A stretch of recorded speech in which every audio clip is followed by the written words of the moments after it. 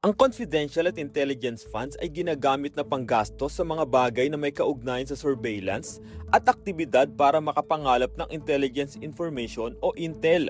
Sa madaling salita, ito ay para sana sa national security.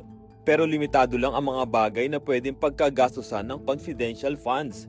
Batay yan sa 2015 Joint Circular ng Commission on Audit o COA, Department of Budget and Management, DILG, Department of National Defense at Governance Commission for Government-Owned and Controlled Corporations o GCG.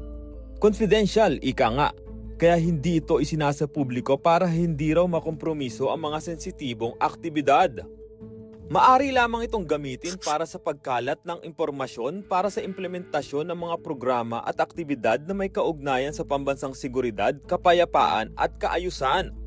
Gayon din sa rental o pag-upa ng sasakyan para sa confidential activities, pag-upa at ilang gastusin para sa mga safe house, pagbili o pag-upa ng mga gamit para sa confidential operations, bayad sa mga gantimpala sa mga impormante at pagsawatas sa ilang iligal na aktibidad. Pero hindi maaring gamitin ang confidential funds sa sweldo o allowance para sa mga opisyal at empleyado ng gobyerno maliban kung otorisado ng batas. Gastos para sa representation, consultancy fees at entertainment, at gastos sa construction o acquisition ng gusali o bahay.